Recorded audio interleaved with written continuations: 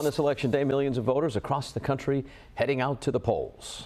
Vice President Kamala Harris, former President Donald Trump made their final push to voters yesterday, but that's not the only race at stake. There are also several local mayoral races up for grabs and statewide ballot questions that could have a real impact on where we live.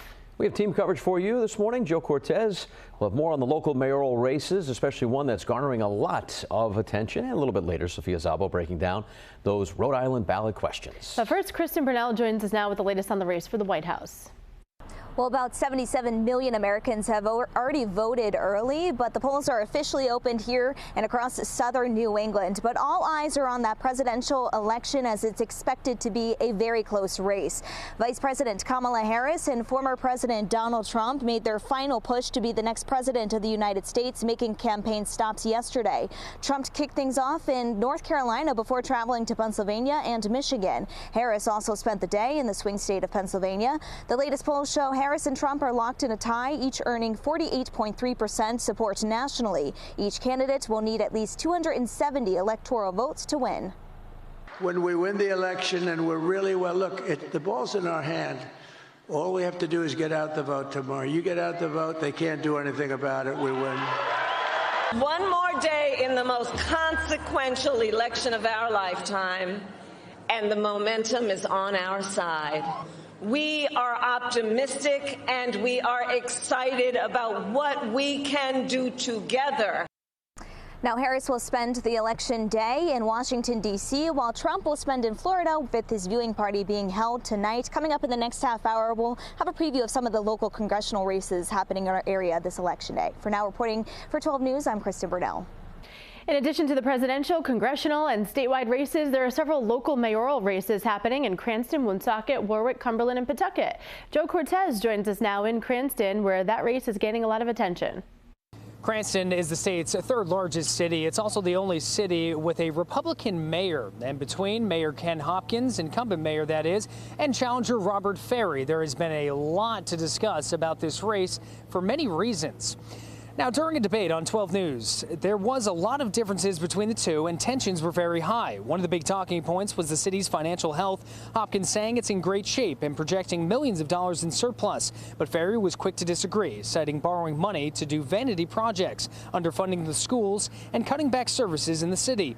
Another reason this race has been talked about so much, Hopkins is facing a lawsuit accusing him of taking a classic car 3 years ago and still not paying for it. Hopkins and Ferry exchanged verbal blows over this controversy. He lies about the things that represent me. I'm not lying about you taking the car. I represented an Am I lying about you taking the car? Am I? Mr. Hopkins, Did you take the car without a title? Mr. Ferry, we'll get to you in a moment. Mr. Hopkins. Once again, this is the temperament that we're looking at. That differentiates me from Mr. Ferry. And coming up in 30 minutes, we'll discuss another mayoral race happening down in Woonsocket. Reporting this morning for 12 News, I'm Joe Cortez. Data from Google shows the top question being searched right now is where to vote. You can get that answer right now along with a sample ballot by scanning this QR code or go to WPRI.com/vote. Polls have been open now for 90 minutes and they will close tonight at 8 o'clock. We expect to know the results of the local races shortly after polls close tonight, but we don't know when we'll find out who the next president will be. Most polls showing the race between former President Donald Trump and Vice President Kamala Harris basically in a dead heat. And in addition to the presidential race, we're keeping an eye on Congress, where the power of both the House and Senate is at stake. Kristen Burnell joins us now with the latest on the congressional races in our area. Well, this morning, Republican Patricia Morgan will be casting her ballot here in West Warwick, which has already been pretty busy this morning as she is running for the U.S. Senate seat in Rhode Island. She's running against opponent Democratic incumbent Sheldon Whitehouse, who has held that seat since 2007. The candidate who wins this race will serve a 6-year term that starts in January. Also in Rhode Island, voters will decide on the U.S. representative in Congress, with GOP candidate Stephen Corvey hoping to unseat Congressman Seth Magaziner. In Massachusetts, Democratic Senator Elizabeth Warren is running for her 3rd term in the U.S. Senate against her opponent, Republican attorney John Deaton. We spoke with 12 News politics editor Ted Nesi about these congressional races and where they currently stand amongst voters. Both Sheldon Whitehouse and Elizabeth Warren have healthy double-digit leads in the final polls that came out over the weekend. Both Democratic incumbents not a surprise that they're winning. These are Democratic states generally at the federal level, but still, in both cases you had Republicans who tried different approaches to try to bring down those numbers. No real sign there was any real appetite to move on from that. So once again, we've seen the Republican Party weaken significantly in Rhode Island and Massachusetts, with Charlie Baker leaving. Now, the polls will close at 8 o'clock tonight in both Rhode Island and Massachusetts. Reporting in West Warwick, Krista Burnell, 12 News.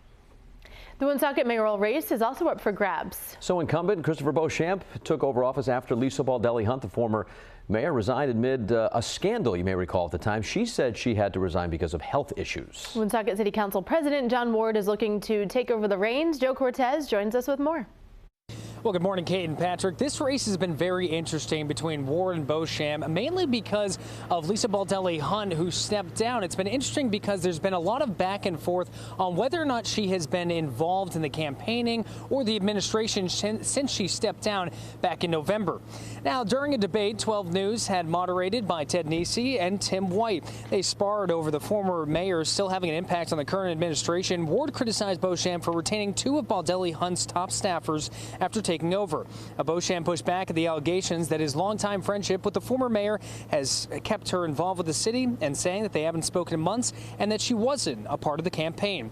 Now, when it comes to the homeless crisis, the candidates did agree it's an urgent concern, and they also agreed on the importance of tackling the opioid crisis that has hit Woonsocket especially hard. We have to have a game plan, and we had that meeting. I was there, the council president was there, and we had a bunch of people talk to us about what these solutions can be. I think there was not enough discussion about law enforcement's impact on cutting off supply. Not everybody is getting their opioids from the pharmacist. They're getting them on the street. Now, back during the primary in September, Beauchamp and Ward both were able to get on the ballot today, but Ward was in first by 15%, and we're expected to see a much bigger turnout today, but we'll wait and see what happens. Reporting this morning for 12 News, I'm Joe Cortez.